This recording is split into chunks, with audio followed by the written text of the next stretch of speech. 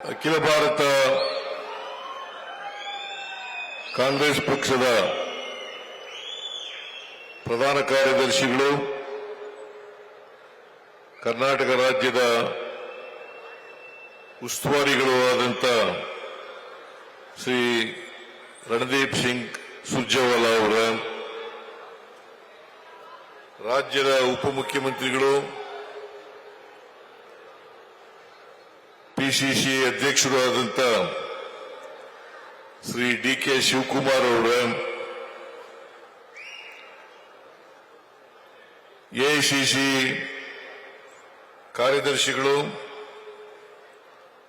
ಕಾರ್ಯದರ್ಶಿಗಳಾದಂಥ ಶ್ರೀ ಅಭಿಷೇಕ್ ದತ್ತಾ ಅವರ,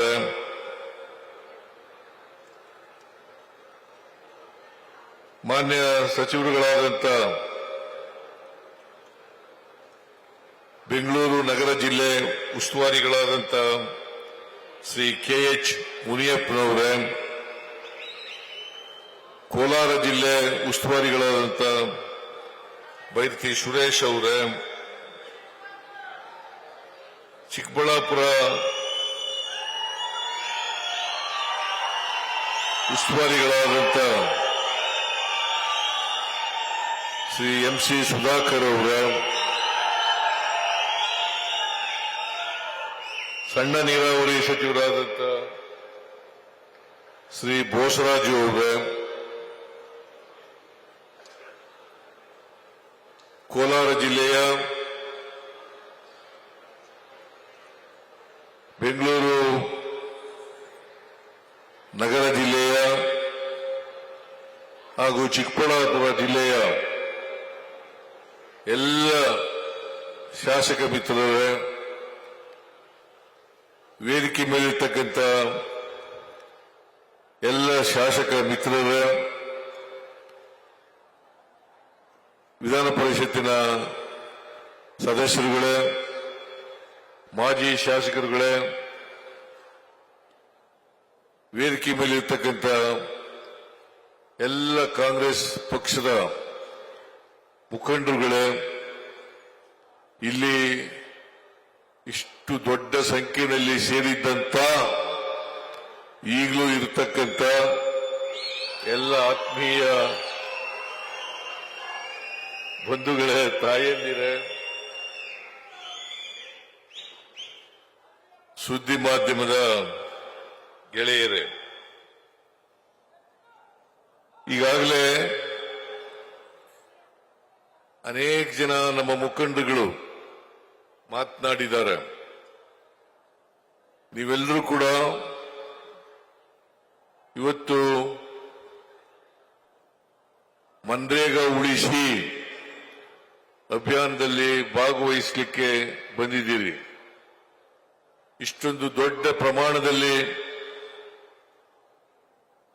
ಸಭೆಯನ್ನು ಏರ್ಪಾಡು ಮಾಡಿದಂತ ಕೆ.ಎಚ್. ಮುನಿಯಪ್ಪನವರಿಗೆ, ಬೈರತಿ ಸುರೇಶ್ ಅವರಿಗೆ ಮತ್ತು ಸುಧಾಕರ್ ಅವರಿಗೆ ಹಾಗೂ ಈ ಮೂರು ಜಿಲ್ಲೆಯ ಎಲ್ಲ ಕಾಂಗ್ರೆಸ್ ಸದಸ್ಯರುಗಳಿಗೆ, ಎಂಎಲ್ಎಗಳಿಗೆ ನಾನು ಹೃತ್ಪೂರ್ವಕವಾಗಿ ನಮಸ್ಕಾರಗಳನ್ನು ಬಯಸ್ತಾ ಇದ್ದೇನೆ. ನಾವು ಸ್ವಲ್ಪ ತಡವಾಗಿ ಬಂದು, ಹಾಗಾಗಿ ಈ ಸಭೆ ಪ್ರಾರಂಭ ಆಗೋದು ಕೂಡ ತಡ ಆಯಿತು. ಅದಕ್ಕಾಗಿ ನಮ್ಮೆಲ್ಲರಿಗೆ ಕ್ಷಮಿಸಬೇಕು ಅಂತೇಳಿ ನಿಮ್ಮಲ್ಲಿ ಅತ್ಯಂತ ಕಳಕಳಿಯಿಂದ ಪ್ರಾರ್ಥನೆಯನ್ನ ಮಾಡ್ತೇನೆ. ಇವತ್ತು ಇಡೀ ದೇಶಾದ್ಯಂತ ಮನ್ರೇಗಾವನ್ನು ಉಳಿಸಿ ಅಭಿಯಾನ ಪ್ರಾರಂಭ ಆಗಿದೆ. ಕರ್ನಾಟಕದಲ್ಲೂ ಕೂಡ ಇದು ಪ್ರಾರಂಭ ಆಗ್ತಾ ಇದೆ. ಉದ್ದೇಶ ಏನಪ್ಪಾ ಅಂತಂದ್ರೆ,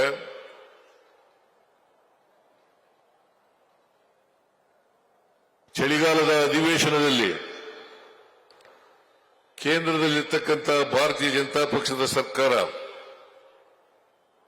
ಮನ್ರೇಗಾವನ್ನು ರದ್ದು ಮಾಡಿ ಆ ಜಾಗದಲ್ಲಿ ರಾಮ್ಜಿ ವಿಬಿಜಿ ರಾಮ್ಜಿ ಗ್ರಾಮೀಣ ಕಾಯ್ದೆಯನ್ನ ಜಾರಿ ಮಾಡಿದೆ. ಈ ಮನ್ರೇಗಾ ಕಾಯ್ದೆಯನ್ನ ರದ್ದು ಮಾಡಬೇಕಾದಂತ ಅಗತ್ಯ ಇರಲಿಲ್ಲ. ಇದು 2005ರಲ್ಲಿ ಮನಮೋಹನ್ ಸಿಂಗ್ ರವರು ಪ್ರಧಾನಮಂತ್ರಿಯಾಗಿದ್ದಾಗ ಶ್ರೀಮತಿ ಸೋನಿಯಾ ಗಾಂಧಿಯವರ ನಾಯಕತ್ವದಲ್ಲಿ ಈ ಕಾಯ್ದೆ ಜಾರಿಯಾಯಿತು. ಉದ್ದೇಶ ಏನಪ್ಪಾ ಅಂತಂದ್ರೆ ಹಳ್ಳಿಗಾಡಿನಲ್ಲಿರ್ತಕ್ಕಂಥ ಕೂಲಿ ಕಾರ್ಮಿಕರಿಗೆ, ಆದಿವಾಸಿಗಳಿಗೆ, ಸಣ್ಣ ರೈತರಿಗೆ, ಹೆಣ್ಮಕ್ಕಳಿಗೆ ಉದ್ಯೋಗವನ್ನು ಕೊಡಬೇಕು ಅಂತಕ್ಕಂಥ ಉದ್ದೇಶದಿಂದ ಈ ಕಾಯ್ದೆಯನ್ನು ಜಾರಿಗೆ ತಗೊಬಂದದ್ದು. ಮನಮೋಹನ್ ಸಿಂಗ್ ರವರು ಇದೊಂದೇ ಕಾಯ್ದೆಯನ್ನು ಜಾರಿಗೆ ತರಲಿಲ್ಲ. ಇದರ ಜೊತೆಯಲ್ಲಿ ಉದ್ಯೋಗದ ಹಕ್ಕು, ಆಹಾರದ ಹಕ್ಕು, ಶಿಕ್ಷಣದ ಹಕ್ಕು ಮತ್ತು ಅರಣ್ಯದಲ್ಲಿ ವಾಸ ಮಾಡತಕ್ಕಂಥ ಆದಿವಾಸಿಗಳ ಹಕ್ಕು, ಜೊತೆಗೆ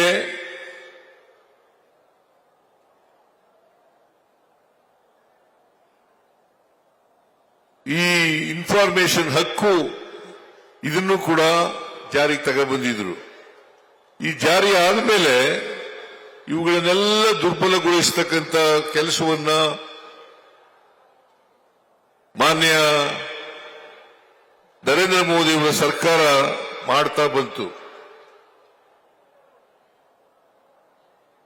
ಜೊತೆಗೆ ಮನ್ರೇಗಾವನ್ನೇ ಕಿತ್ತಾಕ್ತಕ್ಕಂಥ ಕೆಲಸವನ್ನ ಮಾಡಿದ್ರು. ಇದ್ರ ಬಗ್ಗೆ ಚರ್ಚೆ ಆಗಲಿಲ್ಲ. ಕೇವಲ 17ನೇ ತಾರೀಕು, ಡಿಸೆಂಬರ್ 17ನೇ ತಾರೀಕು 8 ಗಂಟೆ ಮಾತ್ರ ಚರ್ಚೆ ಆಯಿತು. 18ನೇ ತಾರೀಕು ಇದನ್ನ ಪಾಸ್ ಮಾಡಿ ವಿಬಿಜಿ ರಾಮ್ಜಿ ಕಾಯ್ದೆಯನ್ನ ಜಾರಿಗೆ ತಗೊಬಂದಿದ್ದಾರೆ. ವಿಬಿಜಿ ರಾಮ್ಜಿ ಅಂತಂದ್ರೆ ವಿಕಸಿತ್ ಭಾರತ್ ಗ್ಯಾರಂಟಿ ಫಾರ್ ರೋಜ್ಗಾರ್,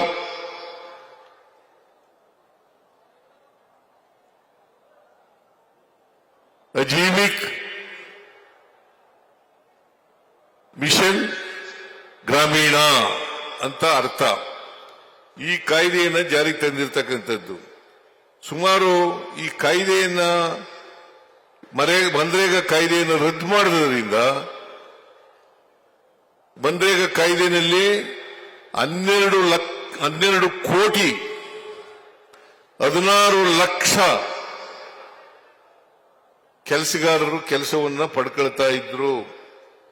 ಇದರಲ್ಲಿ ವಿಶೇಷವಾಗಿ ಇವತ್ತು ಹೆಣ್ಮಕ್ಳೇ ಜಾಸ್ತಿ, ಸುಮಾರು 53% ಹೆಣ್ಮಕ್ಳು ಉದ್ಯೋಗವನ್ನ ಪಡ್ಕೊತಾ ಇದ್ರು. ಜೊತೆಗೆ ಪರಿಶಿಷ್ಟ ಜಾತಿಯವರು 17% ಮತ್ತು ಪರಿಶಿಷ್ಟ ವರ್ಗದವರು 7%.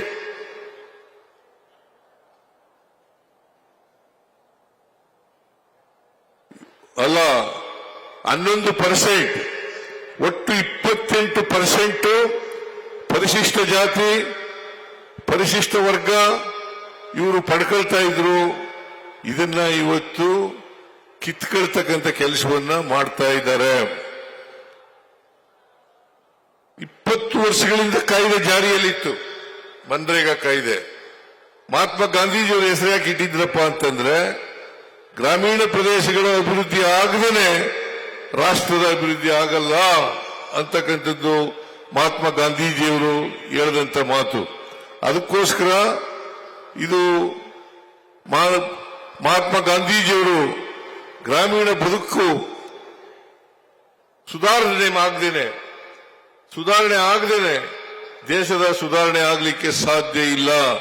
ಅದಕ್ಕೋಸ್ಕರನೇ ಗ್ರಾಮ ಸ್ವರಾಜ್ಯ ಅಂತಕ್ಕಂಥ ಮಾತುಗಳನ್ನ ಹೇಳ್ತಾ ಇದ್ರು ಅವರು. ಈ ಗ್ರಾಮ ಸುರಾಜ್ಯ ಆಗ್ತಕ್ಕಂಥದ್ದು ಆಗ್ಬೇಕಾದ್ರೆ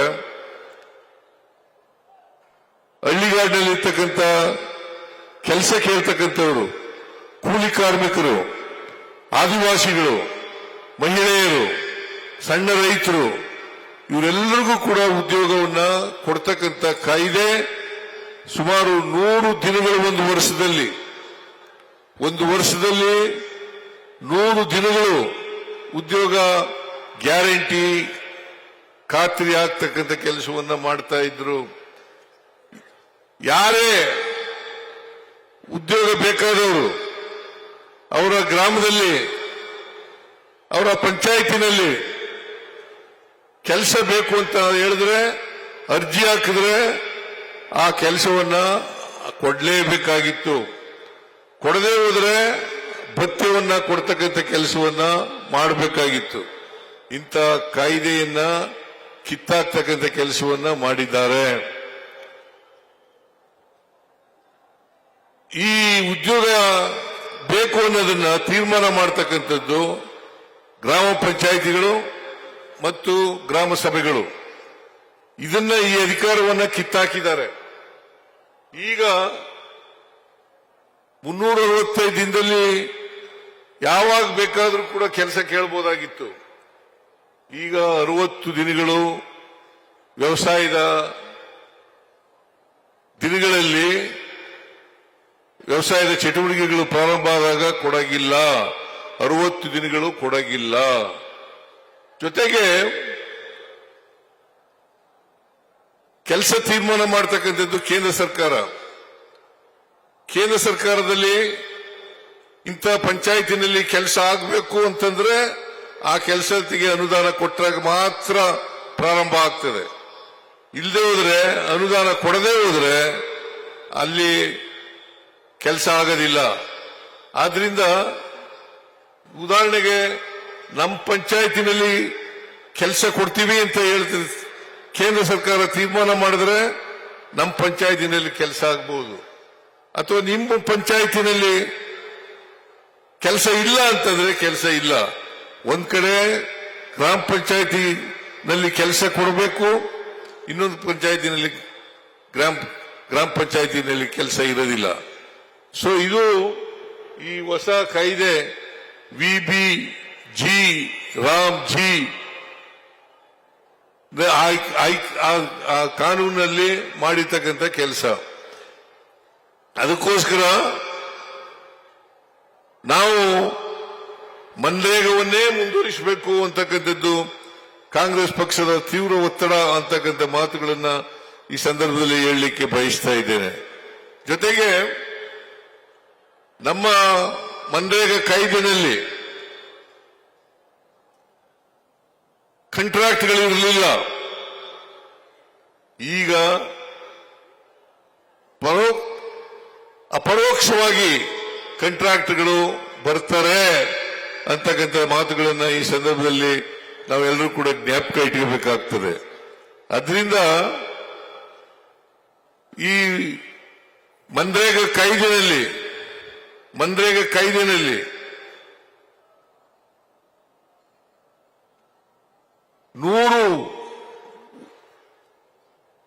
100 ದಿನ ಉದ್ಯೋಗ ಮಾಡಿದ್ರೆ ಅಷ್ಟು ದಿನಗಳ ಕೆಲಸದ ಮಜೂರಿಯನ್ನ ಕೊಡಬೇಕಾಗಿತ್ತು.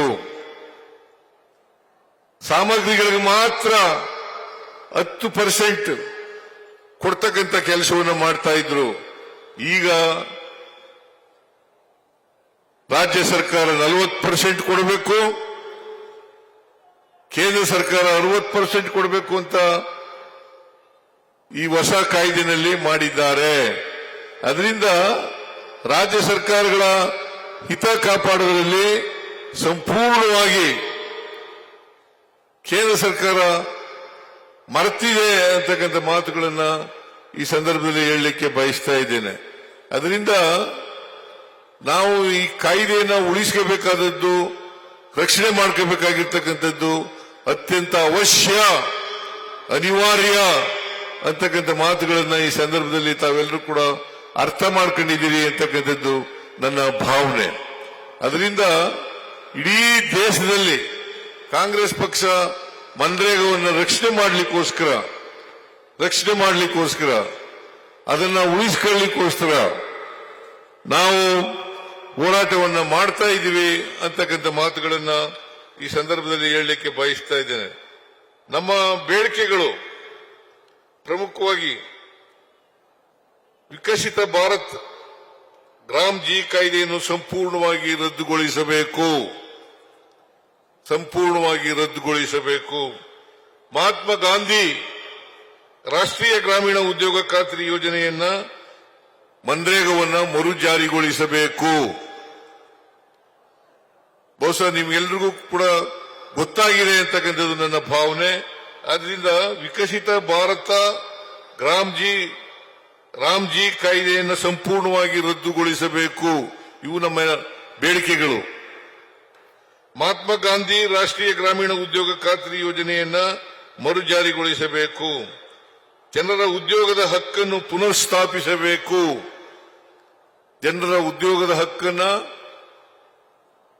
ಮರುಸ್ಥಾಪಿಸಬೇಕು. ಪಂಚಾಯಿತಿಗಳ ಸ್ವಯಂ ಆಡಳಿತದ ಹಕ್ಕನ್ನು ಮರುಸ್ಥಾಪಿಸಬೇಕು. ದೇಶಾದ್ಯಂತ ದಿನಕ್ಕೆ 400 ರೂಪಾಯಿ ಕನಿಷ್ಠ ವೇತನವನ್ನು ನೀಡಬೇಕು. ಇದು ನಮ್ಮ ಬೇಡಿಕೆಗಳು. ಈ ಬೇಡಿಕೆಗಳು ಈಡೇರುವವರೆಗೆ ನಮ್ಮ ಆಂದೋಲನ ನಿಲ್ಲದಿಲ್ಲ ಅಂತಕ್ಕಂಥ ಮಾತುಗಳನ್ನ ಈ ಸಂದರ್ಭದಲ್ಲಿ ಹೇಳಲಿಕ್ಕೆ ಬಯಸ್ತಾ ಇದ್ದೇನೆ. ಹೇಗೆ ರೈತರ ವಿರೋಧಿ ಕಾಯ್ದೆಗಳನ್ನ ಕೇಂದ್ರ ಸರ್ಕಾರ ಜಾರಿಗೆ ತಂದಾಗ ಹೋರಾಟ ಮಾಡಿದ್ರು, ಅದೇ ರೀತಿ ನಾವು ಕೂಡ ಹೋರಾಟ ಮಾಡ್ತೇವೆ ಅಂತಕ್ಕಂಥ ಮಾತುಗಳನ್ನು ಈ ಸಂದರ್ಭದಲ್ಲಿ ಹೇಳಲಿಕ್ಕೆ ಬಯಸ್ತಾ ಇದ್ದೇನೆ. ಅದರಿಂದ ಮನ್ರೇಗಾ ಪುನಃಸ್ಥಾಪನೆ ಆಗಬೇಕು. ಅದು ಆಗೋವರೆಗೂ ಕೂಡ ನಮ್ಮ ಹೋರಾಟ ನಿಲ್ಲದಿಲ್ಲ. ನೀವೆಲ್ಲರೂ ಕೂಡ ತಯಾರಾಗಿದ್ದೀರಾ ನೀವೆಲ್ಲರೂ? ಇದು ಹಳ್ಳಿಗಾಡಿನಲ್ಲಿ ನಡೀತಕ್ಕಂಥ ಕಾರ್ಯಕ್ರಮ, ಹಳ್ಳಿಗಾಡಿನ ಜನರಿಗೆ ಕೊಡ್ತಕ್ಕಂಥ ಕಾರ್ಯಕ್ರಮ. ಆದ್ರಿಂದ 12 ಕೋಟಿ 16 ಲಕ್ಷ ಏನು ಕೂಲಿ ಕಾರ್ಮಿಕರಿದ್ರು ಅವರೆಲ್ಲರಿಗೂ ಕೂಡ ಇವತ್ತು ಈ ಕಾಯ್ದೆಯನ್ನ ತಂದು ಮನ್ರೇಗಾವನ್ನ ನಾಶ ಮಾಡಿ ಈ ಹಳ್ಳಿಗಾಡಿನ ಜನರ ಕೆಲಸವನ್ನ ಕಿತ್ಕೊಳ್ತಕ್ಕಂಥ ಕೆಲಸವನ್ನ ಮಾಡಿದ್ದೆ. ಆದ್ರಿಂದ ದಯಮಾಡಿ ತಾವೆಲ್ಲರೂ ಕೂಡ ಈ ಹೋರಾಟದಲ್ಲಿ ಭಾಗವಹಿಸಬೇಕು, ಕಾಂಗ್ರೆಸ್ ಜೊತೆ ಸಹಕರಿಸಬೇಕು. ನೀವೆಲ್ಲರೂ ಕೂಡ ಬಹಳ ದೊಡ್ಡ ಪ್ರಮಾಣದಲ್ಲಿ ಇಲ್ಲಿ ಬಂದಿದ್ರಿ. ಆದರೆ ನಾವು ತಡವಾಗಿ ಬಂದದ್ರಿಂದ ನೀವೆಲ್ಲರೂ ಕೂಡ ಅನೇಕ ಜನ ಹೊರಟೋಗಿದ್ದಾರೆ ಈಗ. ಆದರೂ ಕೂಡ ಇಂಥ ಯಶಸ್ವಿ ಕಾರ್ಯಕ್ರಮ ಆಗ್ಲಿಕ್ಕೆ ಶ್ರಮಿಸಿದಂತ ಎಲ್ಲ